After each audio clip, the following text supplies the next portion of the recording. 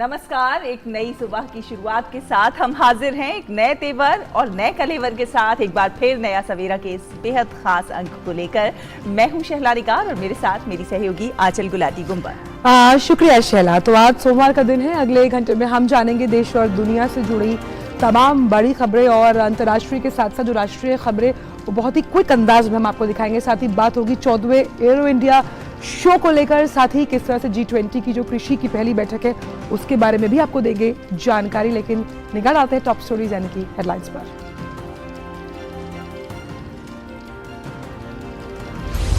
बेंगलुरु के Yelahanka air force station में आज से शुरू होगा एरो इंडिया शो। प्रधानमंत्री नरेंद्र मोदी करेंगे उद्घाटन। इस साल शो की थीम है runway to a billion opportunities.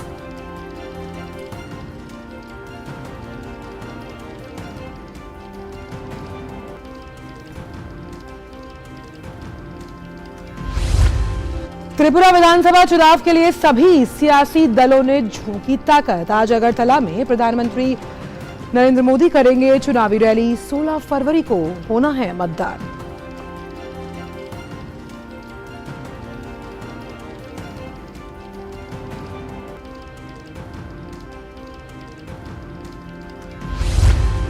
संसद के बजट सत्र के पहले चरण का आज होगा समापन। राज्यसभा में संविधान अनुसूचित जनजाति आदेश 5वां संशोधन बिल 2022 पर होगी चर्चा, तो वहीं लोकसभा में निरसन और संशोधन विधेयक 2022 पर चर्चा प्रस्तावित।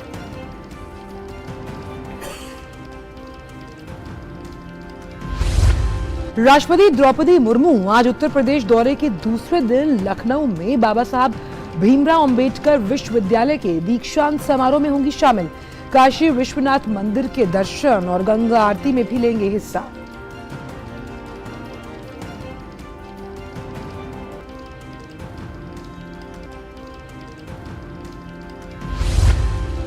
G20 के डिजिटल इकोनॉमी वर्किंग ग्रुप की पहली बैठक आज से लखनऊ में, तो वहीं कृषि से जुड़े अहम विषयों पर चर्चा के लिए इंदौर में शुरू होगी G20 कृषि समूह की बैठक।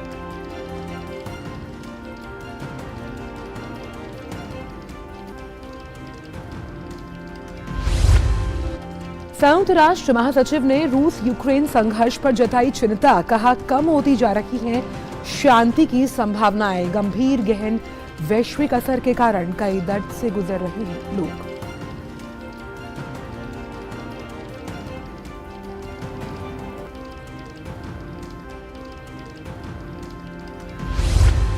आईसीसी महिला T20 वर्ल्ड कप में रोमांचक जीत के साथ भारत ने किया आगाज। पाकिस्तान को 7 विकेट से दी मात। नाबाद अर्धशतकीय पारी खेलने वाली जेमिमा रोड्रिगेज को चुना गया प्लेयर ऑफ द मैच।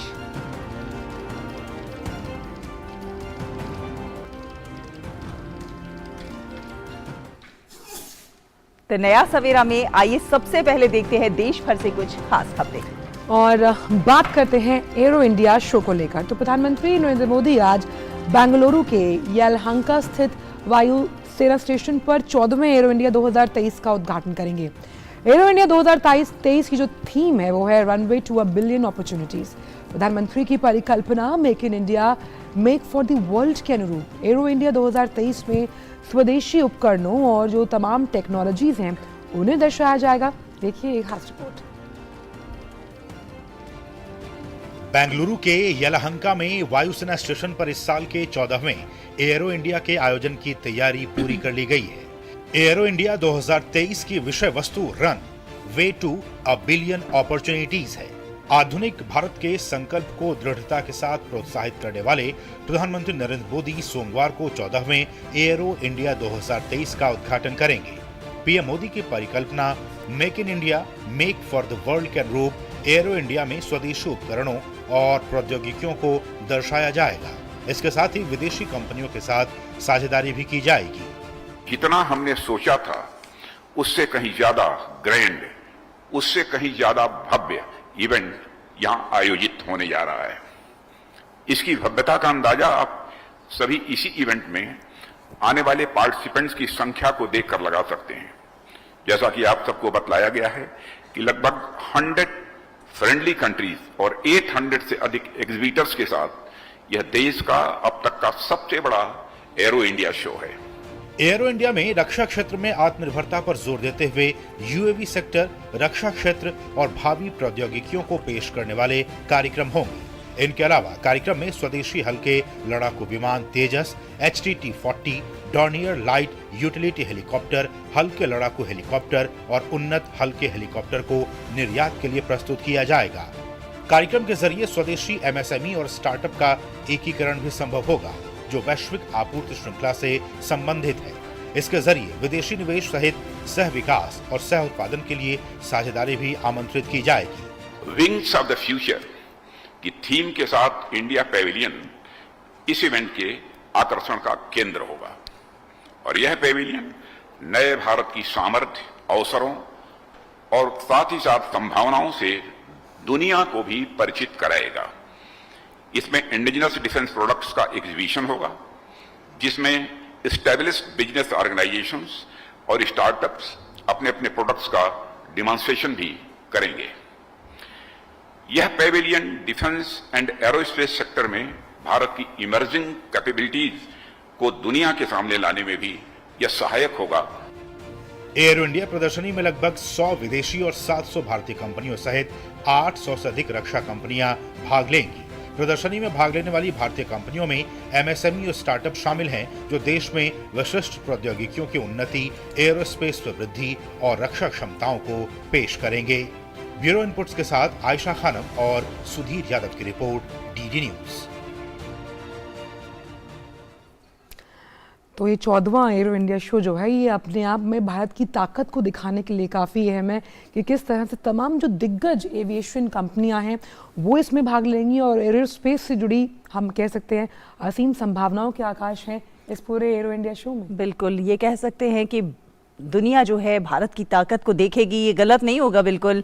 और जिस तरह से मुख्यमंत्री ने भी कल कहा कि वो दिन दूर नहीं है जब बेंगलुरु में भारत अपना विमान बनाएगा, क्योंकि जिस तरह से बेंगलुरु में विमानों के कल पुर्जे बनते हैं वो बड़ी बात है और वो दिन भी दूर नहीं है जब निर्माण उसका विमान का बेंगलुरु में ही होगा और सेना से जुड़े तमाम उपकरणों का निर्माण होगा। जी, रुक करते हैं हमारे संवाददाता का सुधीर यादव का, जो कि बेंगलुरु से ही हमारे साथ जुड़ गए हैं। सुधीर, सबसे पहले तो गुड मॉर्निंग आपको। और पहला सवाल मेरा यही है कि जब हम make in India, make for the world इस विजन की बात कर रहे हैं, उसे चरितार्थ करता हुआ ये जो एरो इंडिया शो है, ये एक बहुत बड़ा मंच है तमाम एविएशन कंपनीज के लिए और एरोस्पेस के लिए संभावनाओं के असीम आकाश।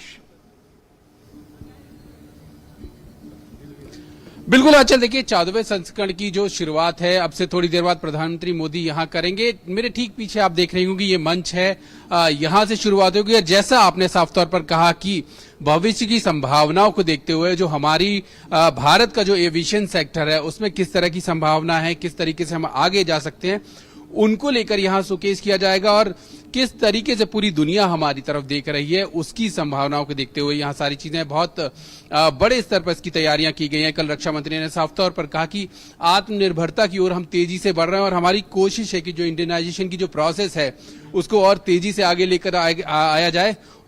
इसी कोशिश में जो हमारे डोमेस्टिक डिफेंस इंडस्ट्री है किस तरह के काम कर रही है, किस तरीके से आगे बढ़ रही है, उन सब को लेकर यहाँ प्रदर्शित किया जाएगा। बड़े मेगा लेवल की बात अगर हम करें कि HAL की बात करें, HAL ने जो अपनी सारे उपकरण है वो यहाँ रखे हैं। DRDO जो कई सारे लगातार काम कर रहा है, अपने जितने भी उसने चीजें यहाँ डेवलप की हैं वो यहाँ की हैं। और खास तौर पर अगर वैश्विक मंच की तरफ बात करें, करीब 80 से ज्यादा जो देश हैं वो यहाँ अपने जो एविएशन सेक्टर की खासियतें हैं वो यहाँ प्रदर्शित कर रहे हैं। तो अपने आप में बेहतरीन चीज है एविएशन सेक्टर को किस तरीके से हमें आगे लेकर जाना है, उसको देखते हुए ये जो एरो इंडिया है वो अपना खासा मायने रखता है।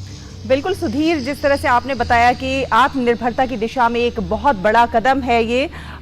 हम मेक इन इंडिया की बात करते रहे हैं, अब हम मेक फॉर द वर्ल्ड की बात कर रहे हैं और इसी में इसकी जो थीम है वो है runway to a billion opportunities. ये अपने आप में बहुत कुछ समेटे हुए है, बहुत कुछ इस थीम के जरिए ही इंगित हो जाता है।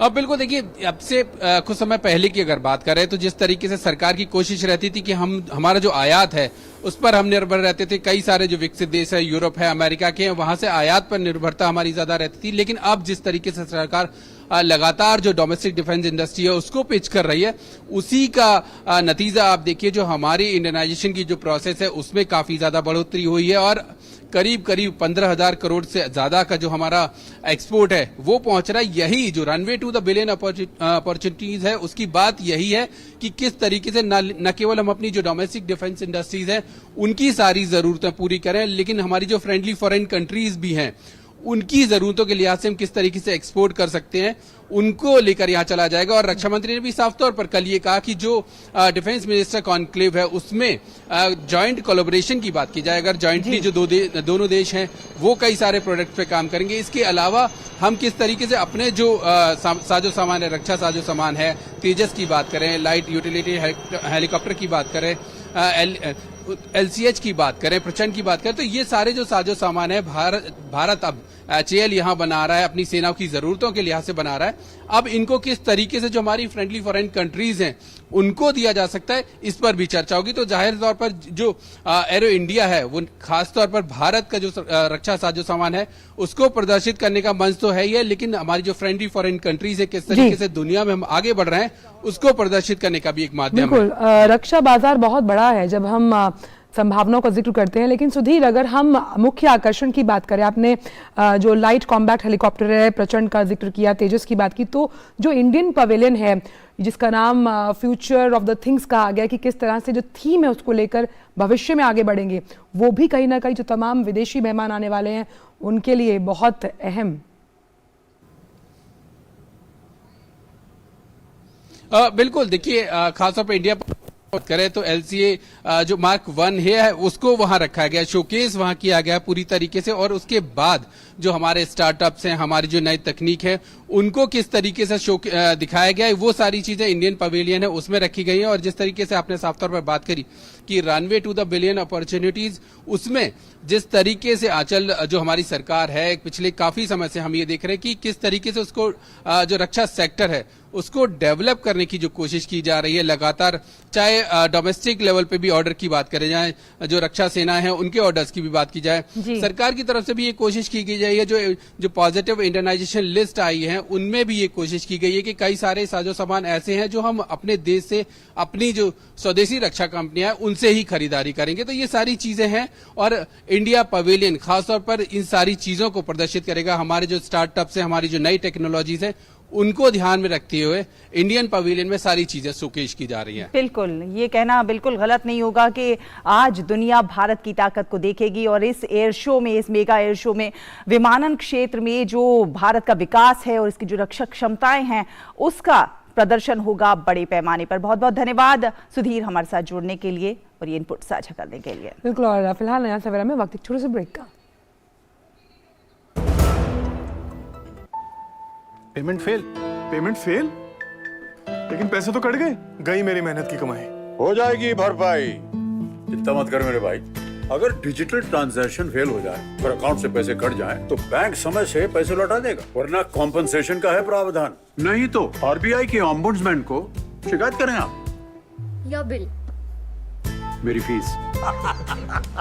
RBI कहता है जानकार बनिए, सतर्क रहिए।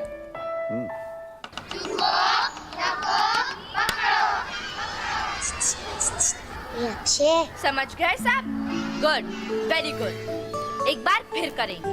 भूकंप आते ही खुली जगह में जाओ, ना जा पाए तो पहले झुको, सर को ढको, किसी चीज को मजबूती से पकड़ो या किसी कोने में सर ढककर खड़े हो जाओ। आप भी भूकंप से बचना सीखिए। तैयारी में है समझदारी, आपके हित में तत्पर NDA में।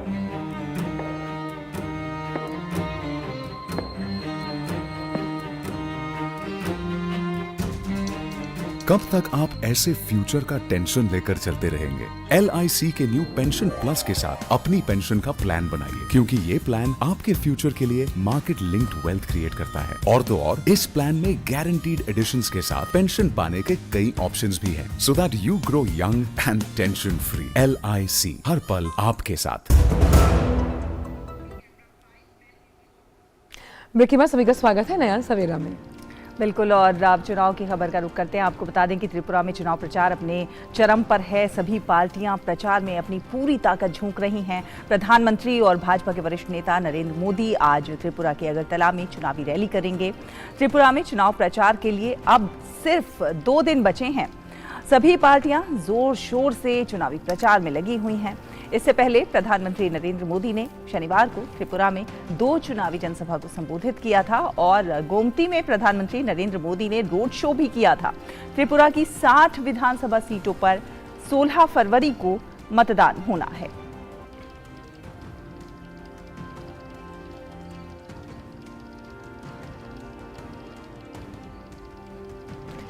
और अब बात संसद से जुड़ी हुई तो आज बजट सत्र के पहले भाग का अंतिम दिन है।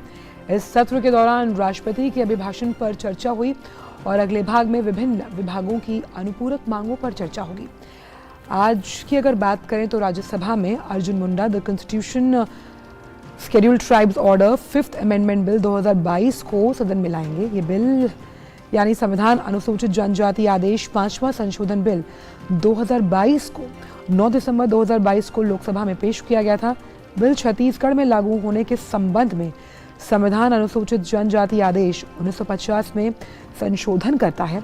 यह आदेश राज्यों और केंद्र शासित प्रदेशों में अनुसूचित जनजाति माने जाने वाले जनजातीय समुदायों को सूचीबद्ध करता है, जबकि लोकसभा में the repealing and amending bill 2022 को किरेन रिजिजू सदन में लाएंगे।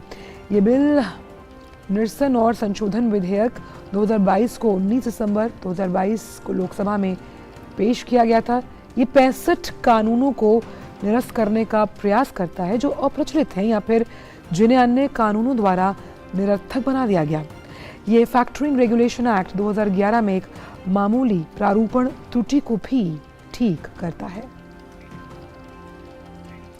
और हमारे साथ हमारे संवाददाता बिक्रमजीत भी जुड़ गए हैं। बिक्रम, तो आज संसद के बजट सत्र की अगर बात करें तो वो अहम बजट सत्र के पहले भाग का अंतिम दिन, कई अहम विधायी कार्य सूचीबद्ध। ये बिल्कुल ठीक कहा आपने कि कई कार्य जो है वो दोनों सत्रों में होने हैं। राज्यसभा की अगर बात करें तो शेड्यूल ट्राइब का 5th अमेंडमेंट बिल जो है कॉन्स्टिट्यूशन 5th अमेंडमेंट बिल जो है वो सदन में आएगा। तो वहीं लोकसभा में जो है रिपीलिंग एंड अमेंडमेंट बिल जो है किरण रिजिजू लेकर आएंगे। इसके अलावा जो है विभिन्न मंत्रालयों के जो पत्र हैं वो भी सभा पटल पर रखे जाएंगे। लेकिन अगर पूरे पहले बजट सत्र के पूरे पहले भाग की अगर बात करें तो विपक्ष के द्वारा शुरुआती दिनों में हंगामा किया गया। जेपीसी की मांग जो है अडानी को लेकर की गई। हालांकि प्रधानमंत्री का अभिभाषण भी दोनों सदनों में राष्ट्रपति के अभिभाषण को लेकर हुआ है। इसके साथ साथ अगर बात की जाए तो विपक्ष जो है लगातार हालांकि बैठकें भी करी सदन से बाहर, लेकिन जब सदन के अंदर की जब बात हुई तो कुछ सदन जो है बटा हुआ विपक्ष दिखाई दिया। कुछ ने वॉकआउट किया, कुछ सदन में बैठे रहे, कुछ अपनी चेयर पे खड़े रहे। तो कुल मिलाकर अगर देखी जाए तो विपक्ष जो है एक कंक्रीट रणनीति जो है पूरे सदन के दौरान नहीं, पूरे सत्र के दौरान जो है नहीं बना पाया। लेकिन जहां तक सरकार की बात करें तो सरकार बजट लेकर आई। राष्ट्रपति के भाषण पर दोनों सत्र में प्रधानमंत्री के द्वारा जो है चर्चा रखी गई। आज जो है अगर बात करें आज के बिजनेस की बात की जाए तो बहुत सारा बिजनेस जो है सदन में मौजूद है। तो कुल मिलाकर देखा जाए तो सदन जो है ये काफी सफल रहा, ऐसा हम कह सकते हैं। बिल्कुल, ये भी बताइए विक्रम कि कौन कौन से महत्वपूर्ण विधेयक हैं जिन पर आज चर्चा हो सकती है। देखिए, अगर लोकसभा की अगर बात करें तो लोकसभा में किरण रिजिजू जो है रिपीलिंग एंड अमेंडमेंट बिल जो है 2022 को सदन में लेकर आएंगे। तो वहीं राज्यसभा में जो है 5th अमेंडमेंट बिल जो है शेड्यूल्ड ट्राइब्स का, इसको अर्जुन मुंडा जो है सदन में लेकर आए। और साथ ही विक्रम जी, जिस तरह से ये भी खबर है कि जो लोकसभा सचिवालय है उन्होंने सांसद राहुल गांधी से जो कई ऐसी टिप्पणियां जो अमर्यादित थी उसको लेकर नोटिस जारी किया था, उस पर 15 फरवरी तक जवाब देना है उन्हें। देखिए, उसको लेकर जो है आज चर्चा होगी विपक्ष की सदन में। इस पर की राय एक सहमति बनेगी कि आगे की कार्रवाई क्या होनी है। उसके बाद ही इस पर जो है आगे की कार्रवाई की जाएगी, क्योंकि निशिकांत दुबे जो भाजपा के सांसद है उनकी तरफ से जो है कंप्लेंट की गई थी कि जो कुछ ऐसे पोर्शन है जो राहुल गांधी ने राष्ट्रपति के भाषण के दौरान दिए हैं वो अमर्यादित है। तो उसी को लेकर ये नोटिस दिया गया है, जिस पर कि आज विपक्ष चर्चा करेगा और उसके बाद आगे की कार्रवाई तय करेगा। बिल्कुल, बहुत संक्षिप्त में एक आपसे सवाल और विक्रमजीत, अगर हम पूरे चलिए समय मेरे पास कम है, आपसे आज के एजेंडे में आगे बात करेंगे, लेकिन विक्रम इन तमाम जानकारियों को हमसे साझा करने के लिए बहुत बहुत शुक्रिया। और अब अगली खबर का रुख करेंगे। राष्ट्रपति द्रौपदी मुर्मू के उत्तर प्रदेश दौरे का आज दूसरा और अंतिम दिन है। आज राष्ट्रपति लखनऊ में बाबा साहेब भीमराव अंबेडकर विश्वविद्यालय के 10वें दीक्षांत समारोह में भाग लेंगी। विशेष पिछड़ी जनजाति समूह के सदस्यों के साथ भी वो बैठक करेंगी। वहीं दिल्ली लौटने से पहले वो काशी विश्वनाथ मंदिर में पूजा अर्चना करेंगी और वाराणसी में गंगा आरती में भी शामिल होंगी।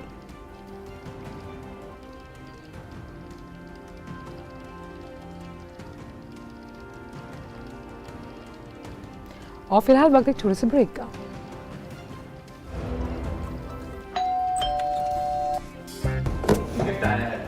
अरे वाह, लेजेंड की बैट, इससे तो मैं खेलूंगा। Future batting legend bat. इसमें जिसका नाम लिखा है बैट उसी को मिलेगी।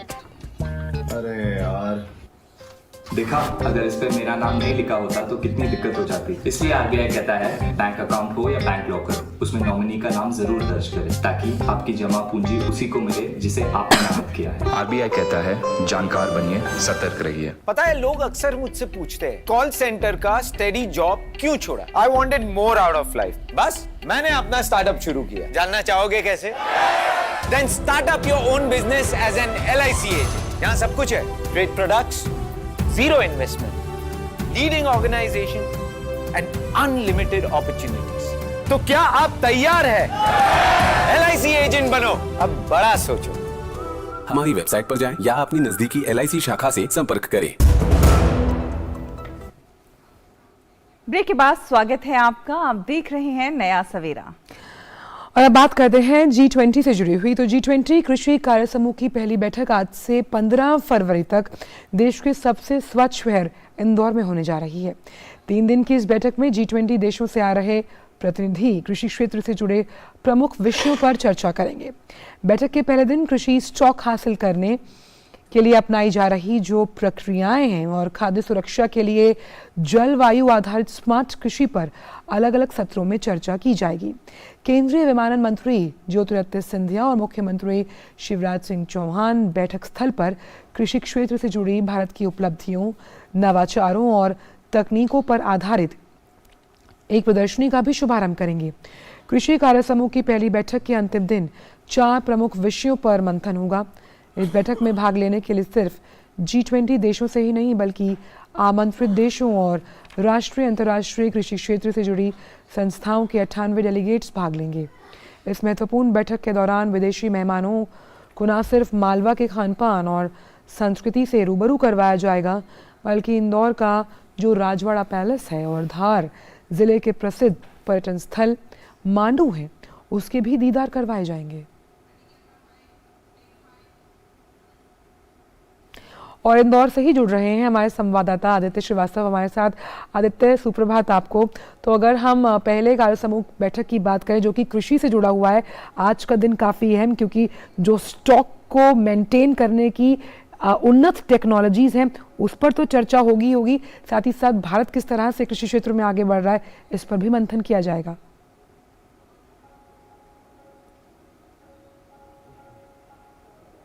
बिल्कुल आंचल, भारत कृषि प्रधान देश और कृषि प्रधान देश में कृषि की बैठक होना, G20 में कृषि कार्य समूह के अंतर्गत कृषि डेप्यूटीज की मीटिंग होना बहुत महत्वपूर्ण हो जाता है। और सबसे महत्वपूर्ण आंचल ये भी है कि भारत जिन विषयों पर बहुत गंभीरता से, बहुत महत्वपूर्ण तरीके से पिछले 7-8 सालों में काम कर रहा है, उन तमाम विषयों को G20 इस कृषि कार्य समूह की जो बैठक है उसमें रखा गया है जिस पर चर्चा होनी है। आज पहला दिन है और पहले दिन की शुरुआत अगर देखें तो डेलीगेट्स को मालवा के इतिहास से रूबरू कराया जाएगा।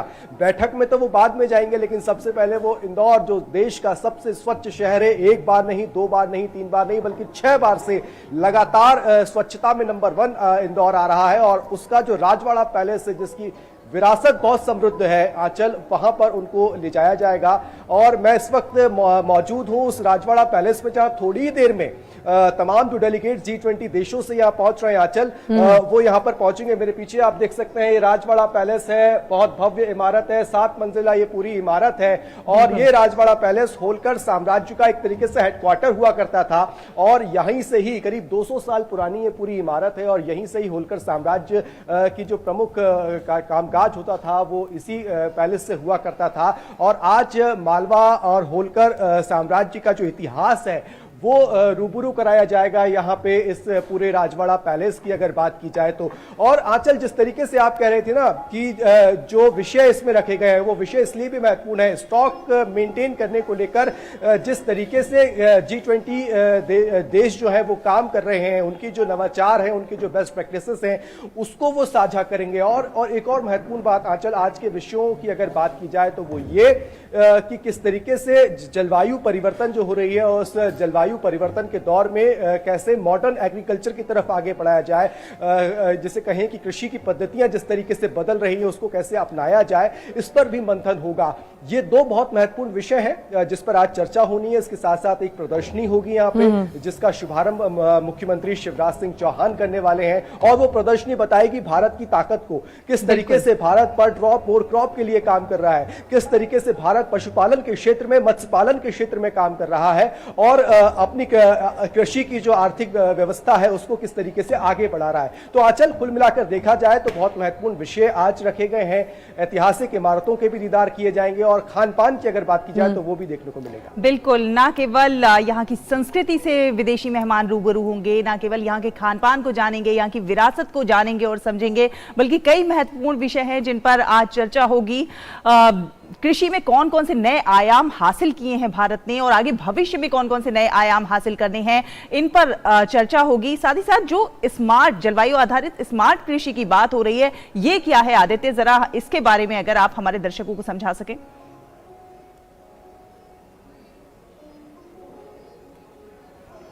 देखिए, भारत में तो कई ऋतुओं को देखते हैं किसान, अलग अलग ऋतुओं के हिसाब से अलग अलग फसलें भारत में लगाई जाती हैं। लेकिन कई देश ऐसे हैं जहां पर 1 या 2 ऋतु से ही वो दीदार कर पाते हैं, उससे रूबरू हो पाते हैं। और ऐसे में हर कृषि की, हर फसल की अलग अलग तासीर होती है। वो उस अलग अलग तासीर के लिए उसको जलवायु जरूरी होती है, वहां की उर्वरकता जरूरी होती है, वहां की जमीन और वहां की मिट्टी किस तरीके से रिस्पॉन्ड करती है वो बहुत जरूरी होता है। ऐसे में कैसे कृषि की आय को बढ़ाया जाए, कैसे कृषि की आर्थिक व्यवस्था को बढ़ाया जाए, उसको लेकर तमाम जो G20 देश हैं वो इस पे मंथन करेंगे। और वो मंथन में ये भी निकल कर आएगा कि अगर मान लीजिए शीत ऋतु की अगर बात की जाए, उस वक्त रबी और खरीफ की फसलों की अगर बात की जाए तो वो जिस तरीके से भारत में काम हो रहा है, क्या उस पैटर्न को, उस कृषि के पैटर्न को क्या दूसरे देश जहां पर उस तरीके की जलवायु है, क्या वो उसको अपना सकते हैं? क्योंकि हाल के दिनों में हमने देखा है कि कई जो जहां की कृषि आधारित अर्थव्यवस्था है जिन देशों की, वो कृषि आधारित अर्थव्यवस्था वाले देश ये मान रहे हैं कि अगर उसको और आगे लेकर जाना है, उसको और मजबूत करना है तो तकनीक के साथ, जलवायु के साथ आपको कॉम्पीट करना होगा और उसके हिसाब से आपको आगे बढ़ना होगा। ऐसे में ये बैठक इसलिए भी महत्वपूर्ण हो जाती है कि अलग अलग जलवायु को मैनेज करते हुए किस तरीके से आप कृषि की अलग अलग क्रॉप्स पे जा सकते हैं, अलग अलग फसलों का उत्पादन आप कर सकते हैं। ये तमाम वो विषय बहुत महत्वपूर्ण भी हो जाते हैं। जी आदित्य, बहुत संक्षिप्त में, क्योंकि बहुत संक्षिप्त में आपसे कि जो खान पान का आप जिक्र कर रहे हैं, खासतौर पर मिलेट्स की अगर बात की जाए तो श्री अन्न को भी इस पूरी, हम कह सकते हैं, कार्य समूह बैठक में शामिल किया गया है डेलीगेट्स के लिए।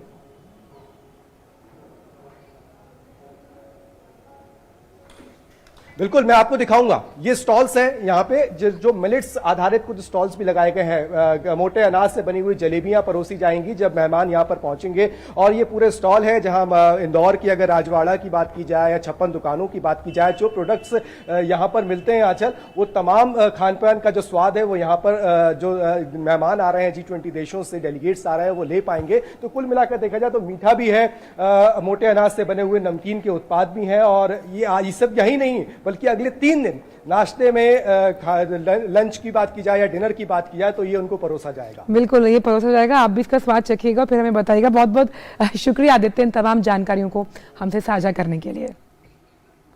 और G20 के डिजिटल इकोनॉमीज कार्य समूह की बैठक आज से लखनऊ में शुरू हो रही है। इस बैठक में भारत द्वारा कोविड महामारी के दौरान विकसित किए गए डिजिटल पब्लिक इंफ्रास्ट्रक्चर जैसे UPI, UIDAI, दीक्षा, कोविन, ई-संजीवनी और अन्य ऐप पर चर्चा की जाएगी। बैठक में साइबर सुरक्षा चर्चा का एक अन्य महत्वपूर्ण विषय होगा। इसके अलावा डिजिटल कौशल पर भी ध्यान केंद्रित किया जाएगा। भारत इस क्षेत्र में विभिन्न परियोजनाओं पर काम कर रहा है।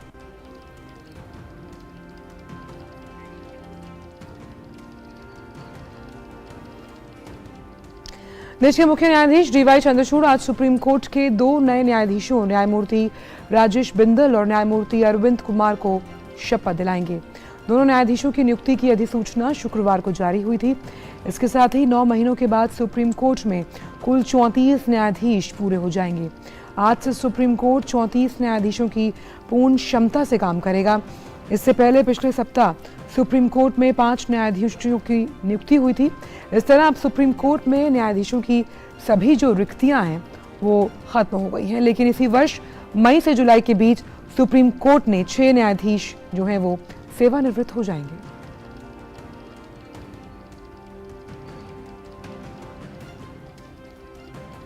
और सुप्रीम कोर्ट और हाई कोर्टों में न्यायाधीशों की नियुक्ति के लिए कॉलेजियम की ओर से भेजे गए नामों की मंजूरी देने में केंद्र की तरफ से कथित देरी के मुद्दे पर दायर 2 याचिकाओं पर सुप्रीम कोर्ट आज सुनवाई करेगा। न्यायमूर्ति SK कौल की अध्यक्षता वाली पीठ ने 3 फरवरी को मामले की सुनवाई करते हुए हाईकोर्ट के न्यायाधीशों के तबादले की सिफारिशों को मंजूरी देने में देरी पर नाराजगी जताते हुए इसे बेहद गंभीर मुद्दा बताया था।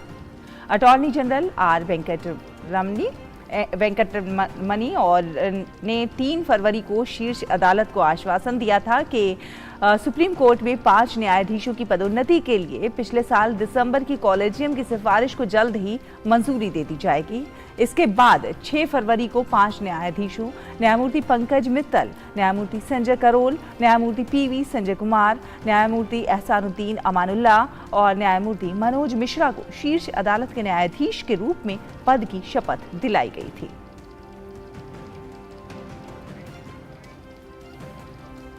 और अब बात अफवाहों पर लगाम लगाने की।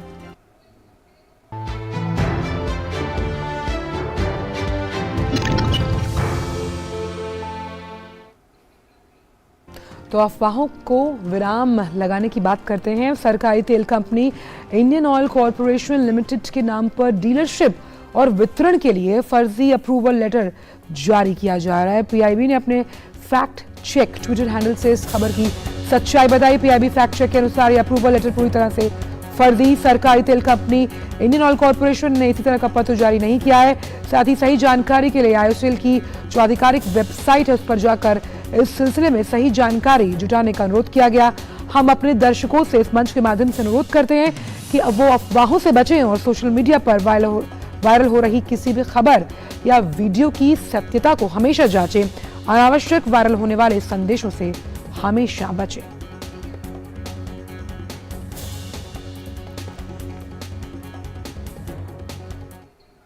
और अब देखेंगे देश से जुड़ी कुछ अन्य खबरें। धारा रिवर्सिटी अलायंस के सदस्यों की 2 दिवसीय वार्षिक बैठक आज से पुणे में हो रही है शुरू। केंद्रीय जल शक्ति मंत्री गजेंद्र सिंह शेखावत धारा 2023 के उद्घाटन पर मुख्य भाषण देंगे। धारा शहरों में नदी प्रबंधन के लिए अनसुलझे मुद्दों और चुनौतियों पर प्रकाश डालेगा और एक प्रभावी कार्य योजना तैयार करने में मदद करेगा। केंद्र शासित प्रदेश लद्दाख में 2023 की हज यात्रा के लिए लोग ऑनलाइन करेंगे आवेदन। इसके लिए लद्दाख हज समिति ने ऑनलाइन आवेदन प्रक्रिया की शुरू। आवेदन प्रक्रिया के लिए करगिल और लेह जिला आयुक्तों के कार्यालय में एक प्रकोष्ठ खोला गया। आवेदन प्रक्रिया से संबंधित किसी भी तरह की जानकारी के लिए लोग करगिल और लेह के दोनों जिला आयुक्त कार्यालयों में हज प्रकोष्ठ से संपर्क कर सकते हैं। उत्तराखंड सरकार ने जोशीमठ आपदा से प्रभावित लोगों के बिजली बिल नवंबर 2022 से अगले 6 महीने तक माफ किए। ये निर्णय मुख्यमंत्री पुष्कर सिंह धामी की अध्यक्षता में राज्य मंत्रिमंडल की बैठक में लिया गया। प्रभावित परिवारों और व्यक्तियों से बैंक ऋण की किस्त की वसूली भी 1 वर्ष के लिए टाल दी गई। उत्तराखंड के मुख्यमंत्री पुष्कर सिंह धामी पौड़ी में स्थित रावत गांव पहुंचे। यहाँ कार्यक्रमों में शामिल होने के बाद धामी रुकने के लिए सर्किट हाउस नहीं गए बल्कि होम स्टे में ठहरने के लिए लोगों के बीच पहुंचे। यहाँ उन्होंने ग्रामीणों से मुलाकात की और गाँव के स्थानीय उत्पादों के बारे में जानकारी ली। केंद्रीय मंत्री किशन रेड्डी ने चौथे आसियान भारत युवा शिखर सम्मेलन का किया उद्घाटन। आसियान और भारत के युवा नेताओं को आसियान भारत संबंध के स्वामित्व की भावना विकसित करने के लिए एक मंच प्रदान कराने हेतु 16 फरवरी तक तेलंगाना में शिखर सम्मेलन का किया गया है आयोजन। सिक्किम के युक्सोम शहर के भूकंप के झटके किए गए महसूस। राष्ट्रीय भूकंप विज्ञान केंद्र ने बताया भूकंप सुबह 4:15 पर आया। वहीं रिक्टर स्केल पर भूकंप की तीव्रता 4.3 दर्ज की गई। फिलहाल लेंगे एक छोटा सा ब्रेक। आप देखते रहिए नया सवेरा। फूल वाला, केटरिंग वाला, बैंड वाला, ये लो भाई। बैंड बजेगी पापा, अगर गड़बड़ हुई तो गए पैसे। अरे नहीं, बैंक संभाल लेगा। कैसे? मैंने पॉजिटिव पे सिस्टम पे रजिस्टर किया है। बैंक को चेक्स और बेनिफिशियरीज की जानकारी दे दी है। बैंक चेक करेगा, जांच करेगा, डिटेल्स मैच नहीं तो क्लियरेंस नहीं। अच्छा, लाइए मुझे दीजिए। फोटो वाला, लाइट वाला, मंडप वाला। आरबीआई कहता है जानकार बनिए, सतर्क रहिए। बिल्कुल सही कह रहे हैं।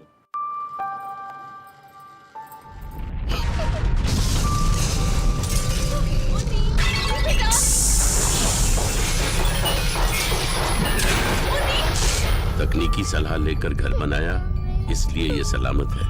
वरना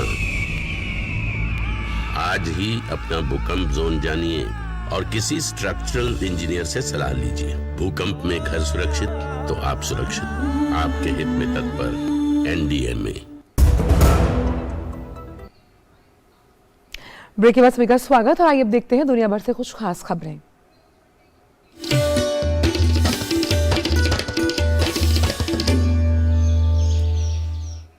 संयुक्त राष्ट्र महासचिव ने रूस यूक्रेन संघर्ष पर चिंता जताई है। वहीं तुर्की और सीरिया में युद्ध स्तर पर जारी राहत और बचाव कार्य के साथ साथ तमाम खबरें लेकर पेश है हमारा दुनिया एट 360। एक तरफ जहां भूकंप ने तुर्की और सीरिया में भारी तबाही मचाई हुई है, तो वहीं न्यूजीलैंड भी चक्रवात से प्रभावित है। न्यूजीलैंड के नॉर्थ आइलैंड, ऑकलैंड और निकटवर्ती क्षेत्रों में चक्रवात गैब्रियल के कारण तेज हवाएं चली। भारी बारिश और बाढ़ और हवाओं के कारण कुछ सड़कें बंद हो गईं और हजारों घरों की बिजली गुल हो गई। न्यूजीलैंड में चक्रवात के कारण 30,000 से ज्यादा घर बिजली संकट से जूझ रहे हैं। इससे पहले चक्रवात सुदूर नॉरफॉक द्वीप के पास से गुजरा था। नॉरफॉक द्वीप ऑस्ट्रेलिया का एक क्षेत्र है और यहाँ लगभग 1750 लोग रहते हैं। आसमान में संदिग्ध वस्तुओं और गुब्बारों के मिलने का सिलसिला थमने का नाम नहीं ले रहा है। अमेरिकी सेना ने अमेरिकी कनाडा सीमा के पास ह्यूरॉन झील के ऊपर उड़ने वाली एक वस्तु को मार गिराया है। अधिकारियों ने कहा कि इस महीने इस तरह का यह चौथा मामला है। अमेरिकी अधिकारियों ने कहा कि उत्तर अमेरिकी सुरक्षा बल हवाई खतरों के लिए हाई अलर्ट पर हैं। न्यूज एजेंसी रॉयटर्स के मुताबिक संदिग्ध वस्तु सैन्य खतरा पैदा नहीं कर सकती या निगरानी क्षमता नहीं रखती, लेकिन संभावित रूप से घरेलू हवाई यातायात में हस्तक्षेप कर सकती थी। भीषण तबाही झेल रहे तुर्की में एक बार फिर भूकंप आया है। दक्षिण पूर्व क्षेत्र कहराम नमरास में रविवार को भूकंप के झटके महसूस किए गए, जिसकी तीव्रता रिक्टर स्केल पर 4.7 मापी गई। यूएस जियोलॉजिकल सर्वे ने बताया कि तुर्की के कहराम नमरास शहर से 24 किलोमीटर दक्षिण में रविवार को 4.7 तीव्रता का भूकंप आया। पिछले सोमवार को तुर्की और सीरिया में आए विनाशकारी भूकंप के कारण मृतकों की संख्या बढ़कर 33,000 के पार हो चुकी है और हजारों घायल हैं। खबरों के मुताबिक रविवार को तुर्की में भूकंप से मरने वालों की संख्या बढ़कर 29,605 हो गई, जबकि सीरिया में कुल 3,576 लोगों की मौत हुई है। हमने हाटाए हवाई अड्डे के रनवे को हुए नुकसान की तुरंत मरम्मत की। हवाई अड्डे ने काम करना शुरू कर दिया। तुर्की के स्वास्थ्य मंत्री फहाटिन कोका के अनुसार रविवार को विनाशकारी भूकंप के 108 घंटे बाद बचाव कर्मियों ने तुर्की के हाटाई प्रांत में चमत्कारिक रूप से 2 महीने के बच्चे को इमारत के मलबे से जिंदा निकाला। भूकंप की मार झेल रहे तुर्की और सीरिया में राहत और बचाव कार्य युद्ध स्तर पर जारी है। दोनों देशों में पहुंचे विभिन्न देशों के आपदा राहत बल मलबे में दबी जिंदगियों को निकालने में जुटे हुए हैं। भारत ने भूकंप से प्रभावित तुर्की और सीरिया की मदद के लिए ऑपरेशन दोस्त लॉन्च किया है। इसके तहत भारत ने रविवार को 7वें खेप के रूप में 23 टन से अधिक राहत सामग्री सीरिया भेजी है, जिसे दमिश्क हवाई अड्डे पर स्थानीय अधिकारियों ने प्राप्त किया। संयुक्त राष्ट्र महासचिव एंटोनियो गुटेरेस ने साल भर से जारी रूस और यूक्रेन युद्ध पर चेतावनी दी है। गुटेरेस ने कहा है कि शांति की संभावनाएं कम होती जा रही हैं। संयुक्त राष्ट्र महासभा ने अपने भाषण में संयुक्त राष्ट्र प्रमुख ने यूक्रेन में स्थिति और खराब होने की आशंका जताई। में अपने संबोधन में संयुक्त राष्ट्र महासचिव ने जलवायु परिवर्तन को लेकर भी आगाह किया। गुटेरेस लंबे समय से जलवायु परिवर्तन का मुकाबला करने के लिए मुखर रहे हैं। वेनेजुएला में यूथ डे के अवसर पर सैकड़ों युवा राजधानी काराकास में सरकार के समर्थन और विपक्ष की रैलियों में शामिल हुए। विपक्षी दलों का समर्थन करने वाले युवा नेताओं ने लाखों युवाओं को चुनाव में भाग लेने के लिए पंजीकृत करने की गारंटी देने की मांग की।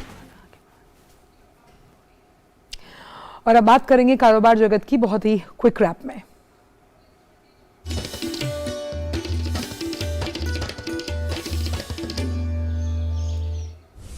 केंद्रीय वाणिज्य और उद्योग मंत्री पीयूष गोयल ने लखनऊ में उत्तर प्रदेश वैश्विक निवेश शिखर सम्मेलन को किया संबोधित। कहा कि उत्तर प्रदेश में निवेश करने के लिए लाखों करोड़ रुपए की प्रतिबद्धता की गई है और ये राज्य में ईमानदार सरकार और सुरक्षित वातावरण के कारण संभव हुआ है। केंद्रीय मंत्री पीयूष गोयल ने कहा कि उत्तर प्रदेश में वैश्विक निवेश शिखर सम्मेलन में प्रगति की जिस तेज गति को हम देख और महसूस कर रहे हैं वह मुख्यमंत्री योगी आदित्यनाथ के सक्षम नेतृत्व के कारण है।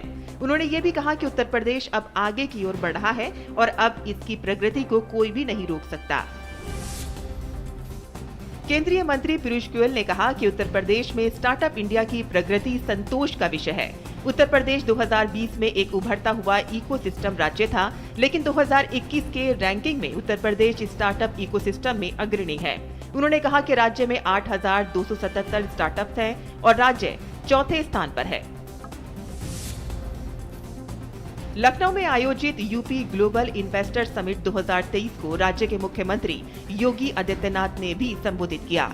योगी आदित्यनाथ ने कहा कि आज प्रदेश बीमारू राज्य से निकलकर विकास राज्य के पथ पर आगे बढ़ रहा है। आज दुनिया की बड़ी बड़ी कंपनियां प्रदेश में निवेश कर रही हैं। केंद्रीय वाणिज्य एवं उद्योग राज्य मंत्री अनुप्रिया पटेल ने लॉजिस्टिक खर्च को कम करने के राष्ट्रीय लक्ष्य की सफलता में उत्तर प्रदेश के प्रयासों की सराहना की। केंद्रीय मंत्री ने कहा कि देश में बेहतर लॉजिस्टिक इकोसिस्टम बनाने में निजी क्षेत्र की बड़ी भूमिका है। उत्तर प्रदेश की राजधानी लखनऊ में हुए ग्लोबल इन्वेस्टर समिट में नोएडा सबसे ऊपर पायदान पर है। नोएडा की तीनों अथॉरिटीज का कुल मिलाकर इन्वेस्टमेंट का 27% हिस्सा मिला है। ट्विटर के सीईओ एलॉन मस्क ने कहा है कि इंजीनियरों के साथ मिलकर हमने ट्विटर मुख्यालय में 2 महत्वपूर्ण समस्याओं का समाधान किया है। इन समस्याओं के समाधान से अब यूजर्स को सर्च एल्गोरिथम के इस्तेमाल में सहायता होगी। टेक उद्योग में 17,400 से अधिक कर्मचारियों ने वैश्विक स्तर पर फरवरी के महीने में नौकरी को खो दिया है। भारत में भी कई कर्मचारियों को नौकरी से निकाला गया है। 2023 में अब तक दुनिया भर में लगभग 340 कंपनियों ने 1,10,000 से अधिक कर्मचारियों की छटनी की है। UK electronics skill foundation UKESF ने घोषणा की है कि उनके 2023 के गर्ल्स इनटू इलेक्ट्रॉनिक्स कार्यक्रम के लिए एप्पल के साथ साझेदारी की है। ये कार्यक्रम इंजीनियरिंग क्षेत्र में लड़कियों को प्रोत्साहित कर उनकी भागीदारी बढ़ाने में मदद करेगा। मेटा के मैसेजिंग प्लेटफॉर्म व्हाट्सएप ने एक नई सुविधा शुरू करने का ऐलान किया है। इससे उपभोगकर्ता को iOS बीटा पर चैट में 100 मीडिया तक साझा कर सकते हैं। और अब खबरें देखिए खेल जगत से। आईसीसी महिला T20 विश्व कप में भारतीय टीम की धमाकेदार जीत के साथ साथ तमाम खेल से जुड़ी खबरों को आप देखिए स्पोर्ट्स रैप में।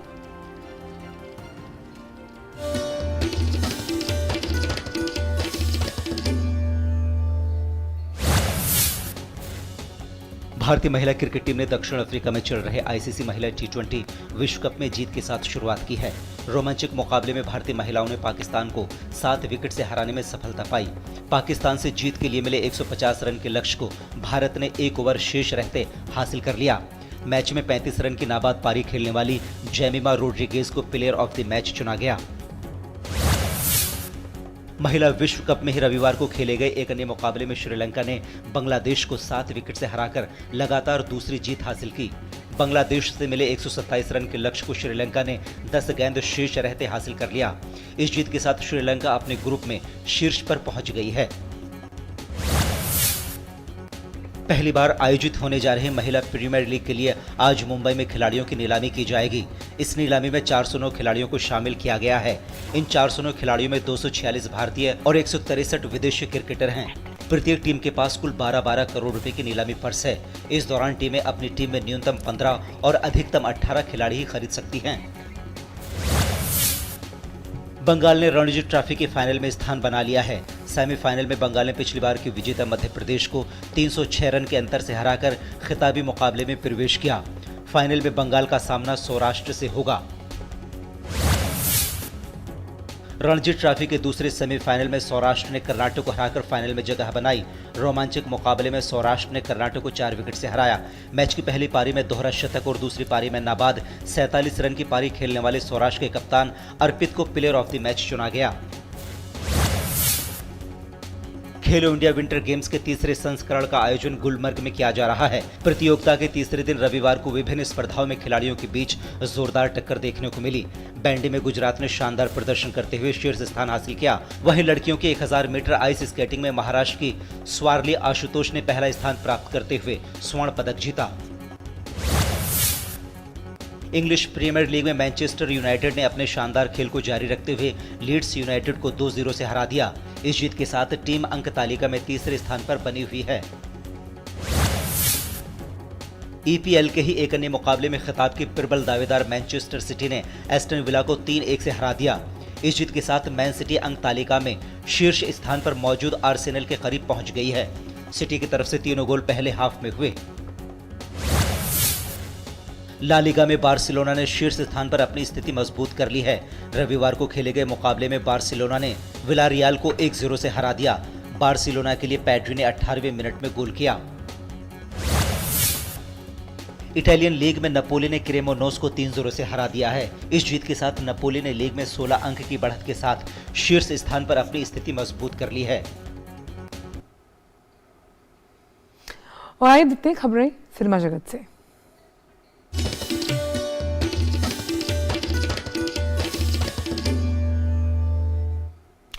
और आइए देखते हैं वो खबरें जो ग्लैमर वर्ल्ड में बनी है सुर्खियां। रैपर एमसी स्टेन को बिग बॉस सीजन 16 का विजेता घोषित किया गया। ये कार्यक्रम रविवार रात से शुरू हुआ और सोमवार तड़के तक चला। दिग्गज फिल्मकार यश चोपड़ा पर आधारित नेटफ्लिक्स की डॉक्यूमेंट्री द रोमांटिक्स में नजर आने वाले बॉलीवुड स्टार रणबीर कपूर ने कहा कि प्रतिष्ठित फिल्म दिलवाले दुल्हनिया ले जाएंगे हमारी पीढ़ी की परिभाषित फिल्म रही है। कोल्डप्ले के गायक क्रिस मार्टिन रिहाना की Super Bowl hall type performance देखने के लिए उत्सुक हैं और उन्होंने उन्हें अब तक की सर्वश्रेष्ठ गायिका बताया है। दक्षिण सनसनी रामचरण बिजनेस टाइकून आनंद महिंद्रा के लिए डांस टीचर बन गए। उन्होंने उन्हें एसएस राजामौली की मैग्नम ओपस RRR के नाटू नाटू गोल्डन ग्लोब विजेता गीत का हुक स्टेप सिखाया। पॉपुलर एक्ट्रेस अंकिता लोखंडे और actor Shoaib Nikesh Shah film maker और प्रोड्यूसर राहत काजमी की feature film the last coffee में नजर आएंगे। इम्तियाज अली द्वारा निर्देशित बॉलीवुड स्टार रणबीर कपूर और दीपिका पादुकोण की 2015 में पर्दे पर आई रोमांटिक ड्रामा फिल्म तमाशा वैलेंटाइन वीक मनाने के लिए सिनेमाघरों में फिर से रिलीज होने के लिए तैयार है। बॉलीवुड फिल्म जुग जुग जियो से एक्टिंग की शुरुआत करने वाले वरुण सूद कॉमेडी ड्रामा वेब सीरीज पोटलक के दूसरे पार्ट में नजर आएंगे। और आइए बात करते हैं सेहत से जुड़ी हुई।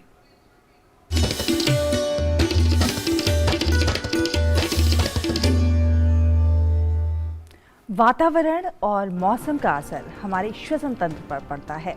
ऐसे में श्वसन संबंधी एलर्जी होने की संभावना अधिक हो जाती है। श्वसन एलर्जी वाले लोगों के लिए क्या सावधानियां रखनी जरूरी हैं, ये समझने के लिए आपको दिखाते हैं एक खास रिपोर्ट। श्वसन संबंधी एलर्जी बेहद आम है और कई लोगों को प्रभावित करती है। श्वसन एलर्जी होने पर व्यक्ति को किसी खास तत्व से जो वातावरण में मौजूद हो उससे समस्या उत्पन्न होने लगती है, जिससे सांस लेने में समस्या के साथ कुछ अन्य लक्षण भी हो सकते हैं। कई ऐसे कारक हैं जो व्यक्ति की श्वसन एलर्जी को उत्पन्न कर सकते हैं जिन्हें ट्रिगर्स कहते हैं। नाक और गले से संबंधित एलर्जिक बीमारियां हैं जिसको हम एलर्जिक राइनाइटिस कहते हैं या हे फीवर कहते हैं, जो एसेंशियली सीजनल होती है, किसी किसी खास मौसम में पाई जाती हैं, किसी को बरसात में, किसी को सर्दियों में, किसी को गर्मियों में। और एक रिलेटेड इससे डिजीज़ है जिसको हम दमा रोग कहते हैं या ब्रोंकियल एस्मा कहते हैं। दोनों मिलती जुलती बीमारियां हैं। इसके लक्षण खांसी, छाती में जकड़न और सांस में आवाज़ें आने से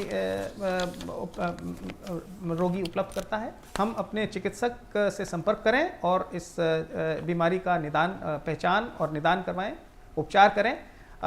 हमें कॉमन एलर्जन से बचना है, जैसे धूल, धुआं या सिगरेट, बीड़ी, हुक्का से जनरेट की गई जो टोबैको फ्यूम्स हैं, या फिर घर में पाई गई वस्तुएं जैसी कारपेट्स या फिर पर्दे, कर्टन्स, जहाँ पे धूल मिट्टी जमी होती है, कहीं सफ़ेदी हो रही होती है, रंगाई होती है, वहाँ से हम बचें। व्यक्ति को श्वसन एलर्जी होने पर कुछ मामूली लक्षणों से शुरुआत हो सकती है। यदि एलर्जी के लक्षणों को सही समय पर ठीक न किया जाए या इलाज न लिया जाए तो एक मामूली समस्या भी गंभीर रूप ले सकती है और व्यक्ति के जीवन के लिए खतरा उत्पन्न हो सकता है। आजकल हमारे पास बहुत एफिशिएंट मेडिकेशन उपलब्ध हैं, नेजल स्प्रेज हैं और इन्हेलर्स हैं और ड्राई पाउडर इन्हेलर्स हैं, मीटर डोज इन्हेलर्स हैं। तो चिकित्सा से संबंध करें और इस विषय में हम उचित चिकित्सा प्राप्त करें और इस बीमारी का हम उपचार करें। आजकल जो हमारे पास दवाइयाँ उपलब्ध हैं, इसके सहारे, जो भी चिकित्सा उपकरण उपलब्ध, इसके सहारे हम पूरी तरह से व्यायाम और एक्सरसाइज कर सकते हैं। ना हम किसी बच्चे को खेलकूद से रोकें और ना हम खुद जो बड़े हैं किसी व्यायाम से हम डरें या रुकें। आमतौर पर श्वसन एलर्जी से व्यक्ति का दैनिक जीवन प्रभावित हो सकता है, इसलिए आवश्यक है कि इसकी जल्द पहचान कर सही इलाज लिया जाए। यदि आपको लगता है कि आपको श्वसन संबंधित समस्या हो रही है और उसके लक्षण श्वसन एलर्जी जैसे लगते हैं, तो तुरंत एक विशेषज्ञ के संपर्क में आएं और उसका पूर्ण इलाज लें। किरण भारद्वाज, डीडी न्यूज। तो नया सवेरा में बात कर लेते हैं मौसम से जुड़ी हुई।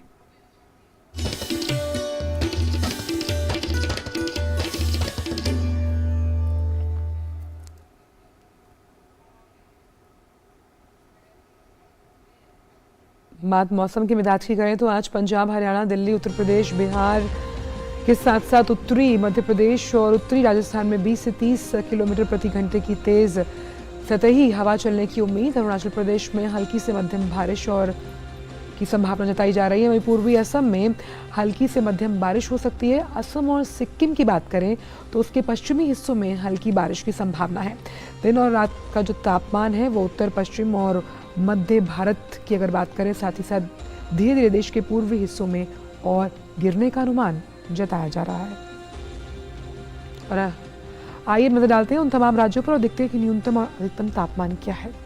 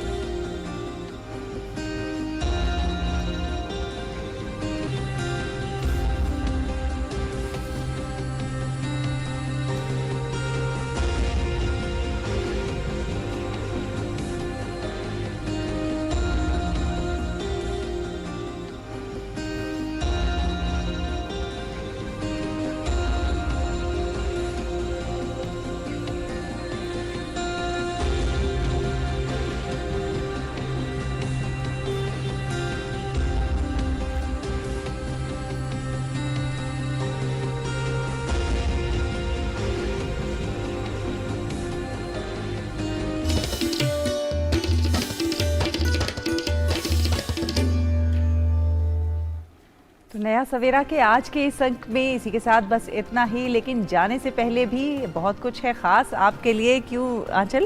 बिल्कुल, जो नया सेगमेंट हमने शुरू किया है, तो जाने से पहले हिंदी फिल्म जगत के जाने माने अभिनेता विनोद मेहरा के फिल्मी गानों के साथ आपको छोड़ जाते हैं, जिनका आज जन्मदिन है। तो विनोद मेहरा ने नागिन, जानी दुश्मन, घर, स्वर्ग और कई ऐसी अहम फिल्मों में शानदार अभिनय से सबको अपना कायल कर दिया। आप इन गीतों का लुत्फ उठाइए। हमें दीजिए इजाजत। नमस्कार। जाते जाते ये तो बता जा, हम जिएंगे किसके लिए? साथी तेरा एक दिन जीवन कर जाएंगे, जीवन कर जाएंगे। तू है मेरा खुदा, तू न करना दगा, तुम दिन मर जाएंगे, तुम दिन मर जाएंगे। तेरे नैनों के मैं दीप जलाऊंगा, अपनी आंखों से दुनिया दिखलाऊंगा। अच्छा, वो क्या है? एक मंदिर है, उस मंदिर में एक मूरत है। ये मूरत कैसी होती है? तेरी सूरत जैसी होती है। ऐसे जीत लेते हैं लोग दिल किसी का, कैसे जीत लेते हैं लोग दिल किसी का। कोई तो सिखा दे हमें प्यार का सलीका, कैसे जीत लेते हैं लोग दिल किसी का। आपकी आंखों में कुछ महके हुए से राज है। आपसे भी खूबसूरत आपके अंदाज है, आपकी आंखों में कुछ महके।